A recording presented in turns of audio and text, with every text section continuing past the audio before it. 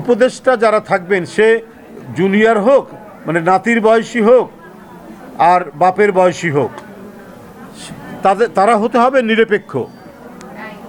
সেই নিরপেক্ষ না হয়ে তারা যদি নিজেদের নির্বাচনী এলাকা গুছাতে থাকে রাষ্ট্র ক্ষমতাকে হাতের মুঠোয় নিয়ে, তাহলে সেই ক্ষেত্রে কি প্রশ্ন উঠবে না?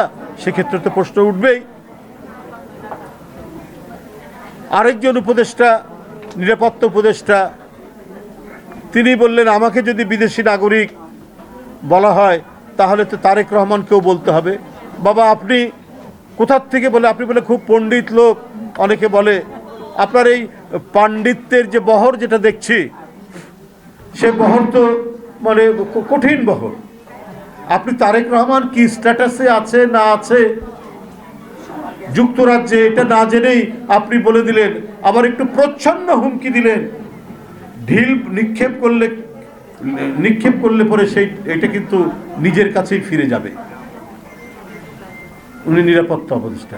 তো এই যে উপদেষ্টা পরিষদের একের পর এক উপদেষ্টার বক্তব্যই তো মনে হচ্ছে যে আপনারা অত্যন্ত ভেতরে, অত্যন্ত গভীরে বিএনপির বৈরিতে নিয়ে আছেন।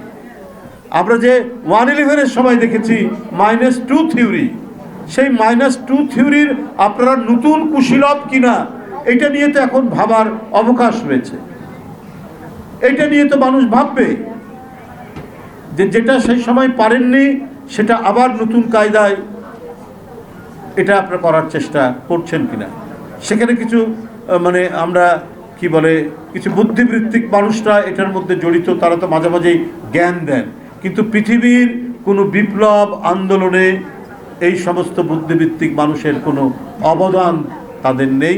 এবং উপদেষ্টা পরিষদে যারা আছেন একজন দুইজন ছাড়া, তারাও এই গণতান্ত্রিক আন্দোলনের যে এত রক্তাক্ত আন্দোলন হয়েছে তাদের কারো সক্রিয় বা দূরবর্তী কোনো ভূমিকা আছে বলে আমাদের জানা নেই। অনেকে দেশেই ছিলেন না। তো যাই হোক, আমি আর বক্তব্য দীর্ঘায়িত করতে চাই না। আপনাদের সবাইকে আন্তরিক ধন্যবাদ জানাচ্ছি যে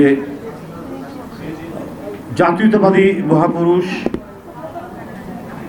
তার শাহাদাত বার্ষিকী নিয়ে আপনারা আলোচনা করছেন। আমি আবারও বলি, এটি অত্যন্ত তাৎপর্যময়, তাৎপর্যমণ্ডিত।